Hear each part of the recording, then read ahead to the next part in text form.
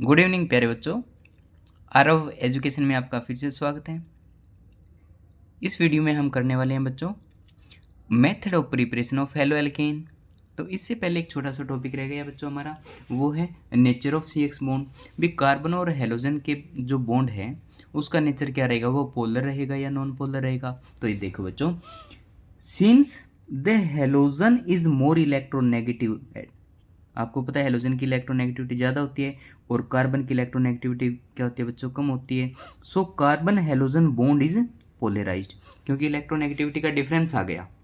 ठीक है, तो हेलोजन की इलेक्ट्रोनेगेटिविटी ज़्यादा होने के कारण ये बॉन्ड के इलेक्ट्रॉन को अपनी तरफ अट्रैक्ट करेगा, तो नेगेटिव चार्ज आ जाएगा। तो देखो, carbon atom bears positive charge, partially positive charge हो जाएगा, and halogen atom bear negative charge, partially की बात करें बच्चों। तो ये देखो, ये कार्बन है और ये एक्स, इस बॉन्ड की बात करें बच्चों, इसका नेचर क्या रहेगा, तो इसकी इलेक्ट्रोनेगेटिविटी ज़्यादा है, तो ये इलेक्ट्रॉन को अपनी तरफ अट्रैक्ट करेगा तो इस पर नेगेटिव आ जाएगा और इस पर क्या आ जाएगा बच्चों, पॉजिटिव आ जाएगा। तो नेचर क्या रहेगा इसका, पोलर इन नेचर।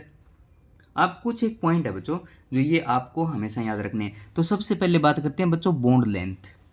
ठीक है, जैसे जैसे इलेक्ट्रोनेगेटिविटी है डिक्रीज होती है हेलोजन की, ठीक है, तो बॉन्ड लेंथ आपकी इंक्रीज हो जाएगी। अब देखो, आपको पता है आयोडीन है वो लेस इलेक्ट्रोनेगेटिव है देन फ्लोरीन, तो जो कार्बन के साथ आयोडीन है वो बॉन्ड की लेंथ आपकी ज़्यादा रहेगी और फ्लोरीन की बॉन्ड की लेंथ क्या रहेगी बच्चों, कम रहेगी। तो ये ऑर्डर आपको अच्छे से याद रखना है। ठीक है, किसकी बात कर रही है, due to size of halogen atom. ठीक है, उसके बाद है बच्चों बॉन्ड एनर्जी।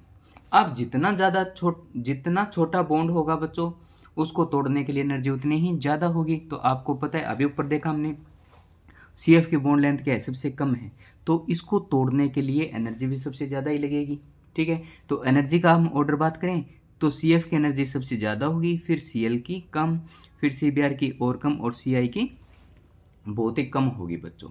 ठीक है, अब देखो इनमें से रिएक्टिव कौन होगा, जिसकी एनर्जी सबसे कम होगी बच्चों, जिस बॉन्ड को तोड़ने के लिए एनर्जी सबसे कम रिक्वायरमेंट होगी, वही सबसे ज़्यादा रिएक्टिव होगा। इसका मतलब सी आई बॉन्ड है वो जल्दी टूटेगा। ठीक है, तो जल्दी आयोडीन आपका बाहर निकलेगा।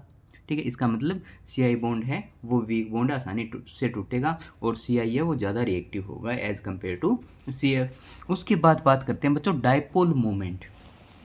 किसकी बात करेंगे बच्चों, डायपोल मोमेंट। तो डायपोल मोमेंट में थोड़ा सा एक्सेप्शन रहेगा, ट्रेंड में एक्सेप्शन रहेगा।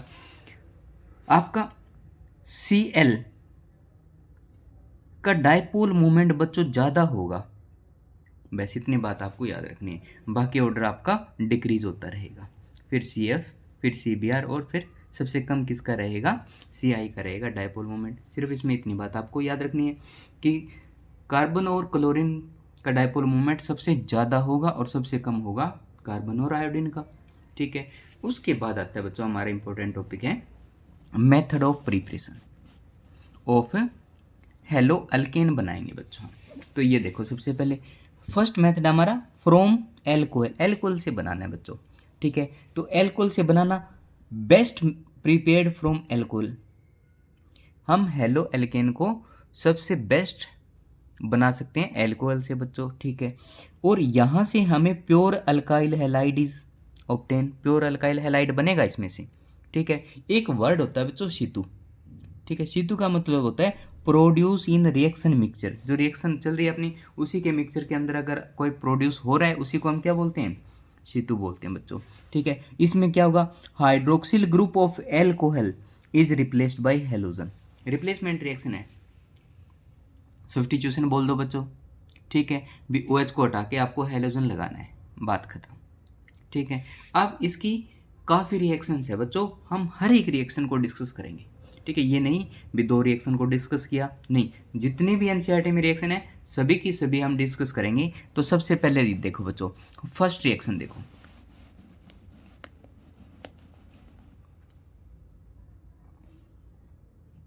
ये देखो फर्स्ट रिएक्शन में क्या है मेरे पास, ये एल्कोहल है, रिएक्शन करवाई हमने एसिड के साथ। ठीक है, इन प्रेजेंस ऑफ ZnCl2, ये देखो बच्चों क्या है, इन प्रेजेंस ऑफ ZnCl2, तो क्या होगा, X आपका अंदर चला जाएगा OH आपका बाहर आ जाएगा, या आप बोल सकते हो यहाँ से OH और यहाँ से H मिलकर क्या निकाल देंगे, वाटर मॉलिक्यूल बाहर निकाल देंगे, पीछे क्या बचेगा, RX बचेगा। बिल्कुल सिंपल है। ZnCl2 आपका कैटालिस्ट है। सेकंड रिएक्शन देखो बच्चों, ये मेरे पास एल्कोहल है और ये मेरे पास क्या है, sodium bromide in presence of acid. तो सबसे पहले क्या होता है बच्चों, आपको पता है एसिड है तो ये H पॉजिटिव देगा।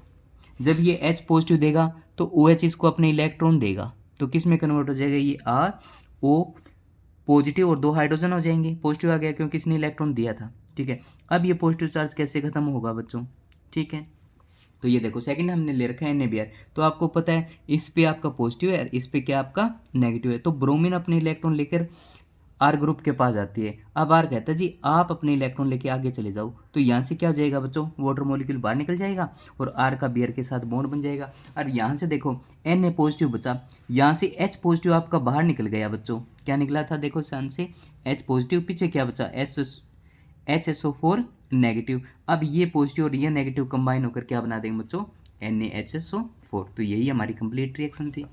तो आई होप मैकेनिज्म आपको समझ में आया होगा। थर्ड रिएक्शन देखो बच्चों, बहुत सिंपल है। इसमें क्या है बच्चों, ये थोड़ा सा हमें देखना पड़ेगा। एल्कोहल की रिएक्शन करवा रहे हो आप PCl3, तो क्या होता है इसमें, ये सिंपल रिएक्शन है बच्चों, एक Cl अंदर जाएगा, एक OH बाहर आ जाएगा।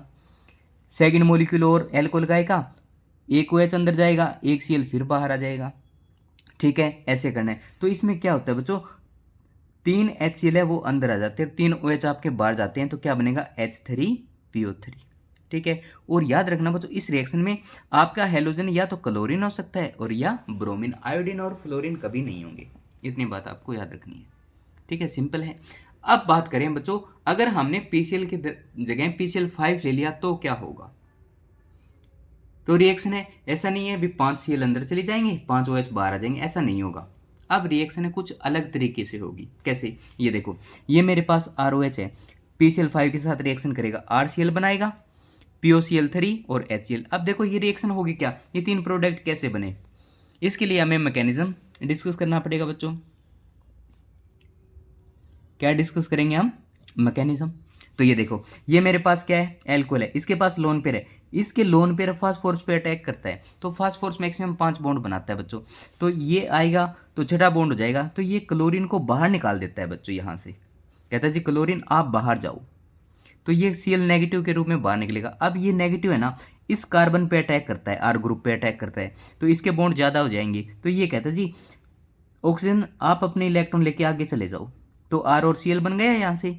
ठीक है, अब यहाँ पे देखो बच्चों क्या हुआ, फास्फोरस और ऑक्सीजन का बॉन्ड बन गया था और 4 इसके पास Cl थी। अब क्या होता है, इसकी इलेक्ट्रोनेगेटिविटी ज़्यादा है, ये कहता है जी हाइड्रोजन आप अपने इलेक्ट्रॉन को छोड़ के बाहर चले जाओ, तो यहाँ से H पॉजिटिव निकल जाता है बच्चों। अब इसके फिर से 6 बॉन्ड हो जाएंगे। ठीक है, ऑक्सीजन डबल बॉन्ड आ जाएगा, 6 बॉन्ड हो जाएंगे, तो ये कहता है जी क्लोरीन आप यहाँ से अपने इलेक्ट्रॉन लेके बाहर जाओ, क्योंकि मेरे को तो 5 ही बॉन्ड बनाने हैं। तो यहाँ से Cl नेगेटिव और यहाँ से H पॉजिटिव मिलकर क्या बना देते हैं बच्चों, HCl। अब पीछे क्या बचेगा, P डबल बॉन्ड O और 3 Cl, तो इसी को बोलते हैं बच्चों POCl3। तो ये तीनों प्रोडक्ट हमारे बन गए। ये था बच्चों इसका मैकेनिज्म। उसके बाद देखो बच्चों नेक्स्ट है हमारा reaction with red phosphorus. Reaction with red phosphorus, ये देखो ये मेरे पास क्या है, एल्कोहल है, red phosphorus in presence of halogen. ठीक है, OH को रिप्लेस कर देंगे X से बस। ठीक है, अब याद रखना हेलोजन कौन कौन से हो सकते हैं, ओनली ब्रोमीन और आयोडीन, क्लोरीन और फ्लोरीन नहीं हो सकते। बस ये बात, छोटी छोटी बातें आपको याद रखनी है बच्चों। ठीक है, नीट में, JEE में, BSc नर्सिंग में, एम्स में यही क्वेश्चन पूछता है भी रेड फास्फोर डाल दिया in presence of X2, the value of X2 क्या हो सकता है, X2 फ्लोरीन हो सकता है, आयोडीन हो सकता है, या क्या हो सकता है, ये बात आपको ध्यान रखनी है। अच्छा, इसी का है बच्चों लास्ट रिएक्शन अपनी एल्कोहल की। ये एल्कोहल रिएक्शन करेगा SOCl2 के साथ, तो बनेगा बच्चों RCl, SO2 और HCl। अब ये देखेंगे बच्चों ये बनेगा कैसे, तो इसके लिए हम किस पे जाएंगे, मैकेनिज्म पे। तो ये देखो बच्चों मैकेनिज्म क्या रहेगा, ये मेरे पास एल्कोहल मॉलिक्यूल है, ये अपने इलेक्ट्रॉन है सल्फर को डोनेट करेगा और सल्फर 4 बॉन्ड बनाएगा बच्चों। ठीक है, तो ये क्या काम करेगा, यहाँ से Cl को बाहर निकाल देगा एज ए नेगेटिव, तो यहाँ से Cl नेगेटिव बाहर निकल गया। अब इसने इलेक्ट्रॉन दिए तो चार्ज पॉजिटिव आ जाएगा, ये देखो बच्चों ठीक है। अब ये अपना पॉजिटिव चार्ज खत्म करेगा, अगर ये बॉन्ड तोड़ दे तो वापस रिएक्शन पीछे की तरफ जाएगी, तो ये बॉन्ड तो टूट नहीं सकता। तो ये कहता है जो क्लोरीन है वो इस कार्बन पे अटैक करती है, तो ये बॉन्ड ब्रेक हो जाता है कार्बन और ऑक्सीजन के बीच में बच्चों। ठीक है, तो इसका पॉजिटिव चार्ज खत्म हो गया, तो यहाँ से क्या बन गया आपका RCl। अरे अब यहाँ से देखो बच्चों क्या बचा, S डबल बॉन्ड O पहले था, एक Cl था और H इसके पास आ गए। अब ये ऑक्सीजन है H को बाहर निकाल देती है उसके इलेक्ट्रॉन लेके, इन दोनों के बीच में इलेक्ट्रॉन रख देता है ये, तो क्या हो जाएगा O double bond S double bond O पहले से है, तो यहाँ से क्या बन जाएगा बच्चों CO2। ठीक है, और इसने Cl को बाहर निकाल दिया क्योंकि 4 ही बॉन्ड बनाएगा, इसने बाहर निकाल दिया, तो ये Cl नेगेटिव है, ये H पॉजिटिव है, मिलकर क्या बना देंगे HCl। तो ये था बच्चों इसका मैकेनिज्म। आई होप आपको समझ में आया होगा। अब order of reactivity of alcohol, भी एल्कोहल कौन सा ज़्यादा रिएक्टिव होगा और कौन सा कम रिएक्टिव होगा, तो याद रखना बच्चों आपका second tertiary alcohol is more reactive than secondary, और उससे लेस रिएक्टिव होगा आपका प्राइमरी। कहने का मतलब है जो आपका टर्सरी एल्कोहल है वो ज़्यादा स्टेबल होगा बच्चों एज कंपेयर टू प्राइमरी। तो रिएक्टिविटी किसकी ज़्यादा हो जाएगी आपकी टर्सरी एल्कोहल की as compare to secondary, secondary की रिएक्टिविटी ज़्यादा होगी एज कंपेयर टू प्राइमरी। ठीक है, एक बात और याद रखनी है बच्चों, ये देखो कितना प्यारा पॉइंट लिखा है, point to be noted. Student point को नोट करना आपको, क्या the above method is not valid for preparation of aryl halide.